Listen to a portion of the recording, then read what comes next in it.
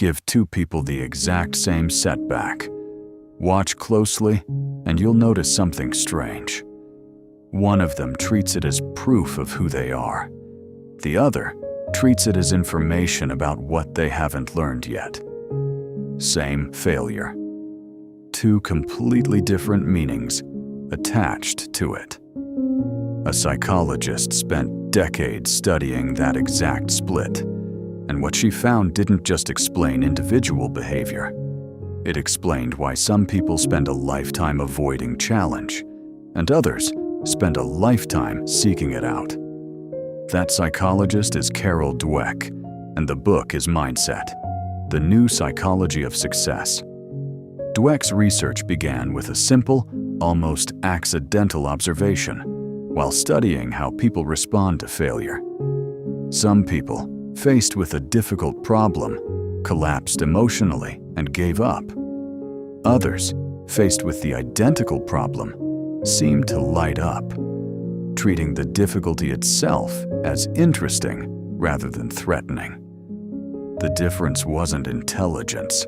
It wasn't even confidence in the way most people define it. It was something deeper, a belief system operating quietly underneath almost every decision a person makes about effort, risk, and failure. One most people have never consciously examined.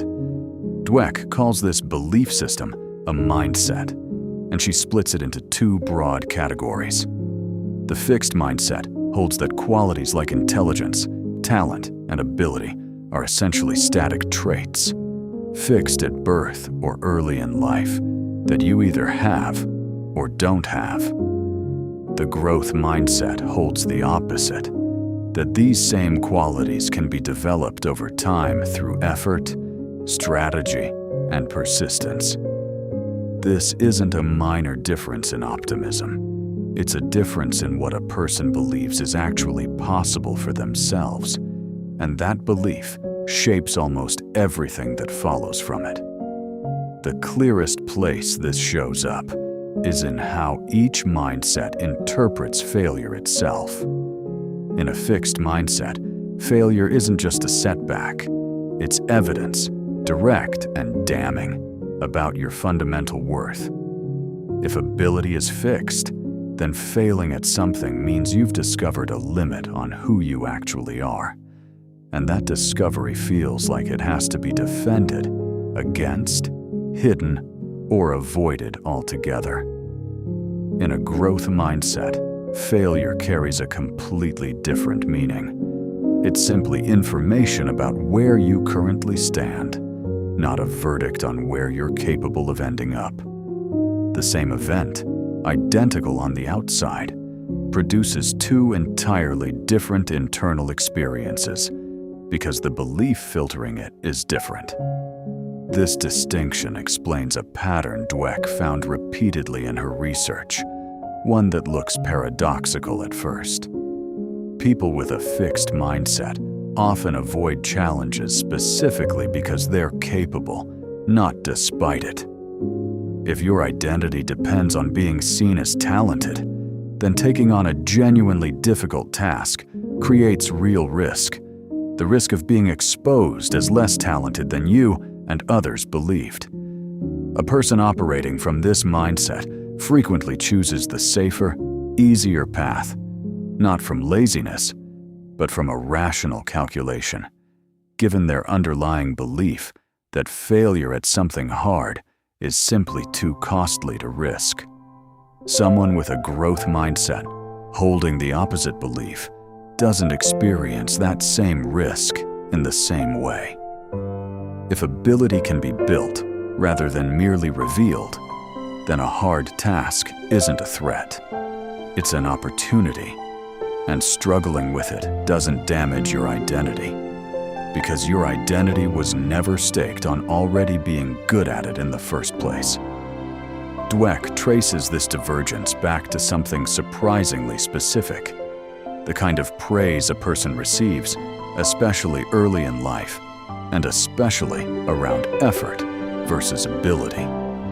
Praising someone directly for being smart or naturally talented, she found, tends to reinforce a fixed mindset because it implicitly frames success as confirmation of an inherent trait. The problem surfaces the moment that same person encounters real difficulty. If being smart was the story, then struggling threatens the story directly, and the instinct becomes to avoid situations that might contradict it. Praising effort, strategy, and persistence instead produces a very different internal narrative. Success gets attributed to something the person actually did and can keep doing, not something they simply are. And that attribution holds up under difficulty instead of collapsing the moment things get hard. This has direct, observable consequences on how people respond to a difficult problem in real time. And Dweck's research measured this precisely. Individuals praised for ability, upon hitting a hard problem, tended to disengage, sometimes even misrepresenting how well they'd actually done afterward, because the difficulty felt like a threat worth concealing rather than a challenge worth pursuing.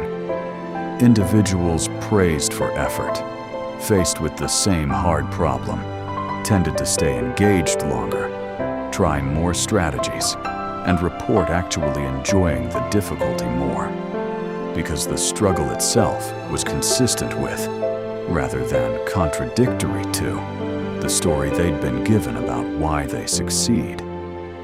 Dweck extends this same framework well beyond individual psychology into how mindset shapes behavior inside organizations and leadership specifically. A leader operating from a fixed mindset, she argues, tends to treat their own position as proof of inherent superiority rather than something built and maintained through ongoing effort. This produces a specific, recognizable pattern. Such leaders often surround themselves with people who won't challenge them because a capable subordinate who might outperform them or simply disagree openly feels like a threat to a status the leader believes is a fixed reflection of who they fundamentally are, rather than something earned continuously. Dweck refers to this pattern, when it becomes severe, as a kind of organizational sickness, one where the health of the whole enterprise gets sacrificed to protect one person's fragile, fixed self-image. A growth mindset leader, by contrast, tends to actively seek out capable people who will challenge their thinking, because their sense of value isn't threatened by someone else's competence. If ability and success are understood as things that can be built collaboratively rather than a fixed hierarchy of inherent worth, then a talented subordinate isn't a threat to the leader's identity. They're an asset to the shared goal. Dweck found this distinction showing up consistently in how organizations actually performed over time, with fixed mindset leadership often producing short-term wins built on a fragile foundation, and growth mindset leadership producing more durable, sustained success, precisely because problems could be surfaced and addressed honestly rather than hidden to protect someone's ego. The same underlying pattern appears again in how Dweck describes relationships, and this might be the domain where the distinction feels most immediately personal. In a fixed mindset, conflict within a relationship often gets interpreted as revealing something permanent and damning, either about the other person's character or about the relationship's fundamental compatibility. A disagreement doesn't feel like a problem to solve together. It feels like evidence that something was broken from the start. This interpretation makes ordinary relational friction feel far more threatening than it needs to be, because every disagreement risks becoming a referendum on the relationship's entire worth. A growth mindset reframes the same friction entirely. Conflict becomes something to work through rather than something that reveals a fixed, unchangeable truth. Partners operating from this belief tend to approach disagreement as a shared problem, something both people can get better at navigating over time through communication and effort, rather than a fixed verdict on whether the relationship was ever right to begin with. Dweck's point isn't that growth mindset relationships avoid conflict. It's that the same conflict gets processed completely differently, and that difference in processing has enormous downstream effects on whether a relationship strengthens through difficulty or slowly erodes under the weight of feeling constantly, silently tested. Dweck applies this same framework directly to parenting and education, and the implications there are just as direct as they are in leadership or relationships. A teacher or parent operating from a fixed mindset tends to sort children early into categories, the naturally gifted ones and the ones who simply aren't. And that sorting, even when never spoken aloud, shapes how much effort and encouragement each child receives going forward. A child labeled gifted can come to fear anything that might contradict the label, avoiding real challenge in order to protect a reputation built on ease rather than effort. A child labeled as struggling can internalize that label just as completely, concluding that further effort is pointless because the verdict has already been rendered. A growth mindset approach to raising or teaching children looks structurally different, focusing praise and feedback on the process itself, the strategies tried, the persistence shown, the specific effort applied, rather than on innate ability. Dweck found this shift in language alone, praising process over person, produced measurable differences in how children approached subsequent challenges, making them more willing to attempt harder problems and more resilient when those attempts didn't immediately succeed. The lesson she draws from this isn't limited to childhood. It applies to how adults talk to themselves internally, just as much as it applies to how adults talk to the children in their care, since the same self-directed praise or criticism shapes an adult's relationship to their own effort in exactly the same way. There's one further refinement Dweck adds that prevents the growth mindset from being misunderstood as simple positive thinking or effort for its own sake.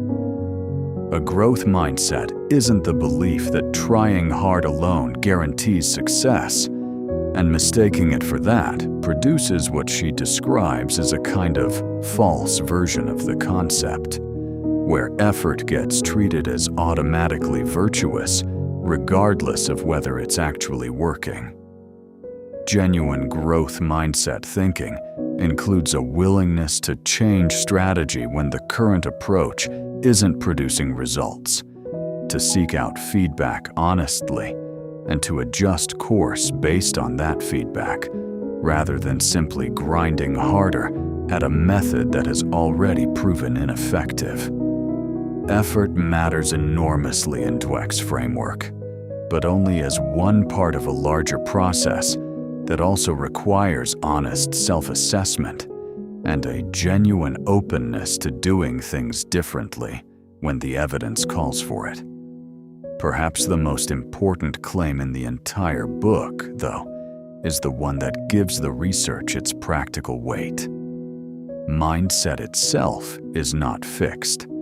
This isn't circular reasoning. It's Dweck's central evidence-backed argument that the belief in whether ability can grow is itself a belief that can be changed in adults as well as in children. Once a person becomes aware of which mindset they're currently operating from, and deliberately practices shifting it. She points to research on the brain's actual capacity to change and strengthen through effort and new experience as part of the scientific foundation for this claim, meaning the growth mindset isn't simply a more optimistic story people tell themselves. It reflects something genuinely true about how ability actually develops at a neurological level, contradicting the fixed mindset's core assumption directly. This matters because it means the entire framework isn't just descriptive, it's actionable. Recognizing a fixed mindset reaction in yourself in the moment, the flash of defensiveness at criticism, the urge to avoid a challenge that might expose a weakness, the tendency to explain away a failure rather than examine it, is itself the first step in interrupting the pattern. Dweck's research suggests that simply learning about the existence of these two mindsets and learning to notice which one is currently running the show in a given moment measurably shifts how people respond to difficulty afterward, even without any other intervention. Awareness alone begins to loosen the grip of a belief system that had been operating largely unconsciously up to that point. Dweck's research also directly challenges a popular story about achievement itself, the idea that truly exceptional performers succeed primarily because of natural, effortless talent. Looking closely at people who reached genuinely elite levels of skill, she found the fixed mindset narrative of effortless natural gift rarely matched the reality underneath it. What distinguished these high achievers far more consistently than raw natural ability was an unusual tolerance for repeated failure and a willingness to treat difficulty as the actual mechanism of improvement rather than as an obstacle standing in its way. The public story of effortless brilliance, Dweck argues, often obscures years of exactly the kind of struggle a fixed mindset would have treated as disqualifying, meaning the fixed mindset's own core belief that real talent shouldn't require visible effort doesn't hold up well against how genuine mastery actually tends to develop. Every piece of this research, across achievement, leadership, and relationships, points back to the same foundational claim. The story you believe about where ability comes from isn't a neutral, harmless belief sitting quietly in the background. It actively shapes what you attempt, how you respond when something goes wrong, and whether a setback becomes a reason to quit or a reason to keep going. Two people can face the identical challenge and walk away with entirely different outcomes, not because one of them was more capable to begin with, but because one of them believed capability itself was something still being built. The real question this research leaves behind isn't whether you're talented. It's which story you've been quietly telling yourself about what talent actually is, and whether that story has been helping you grow or quietly protecting you from ever finding out.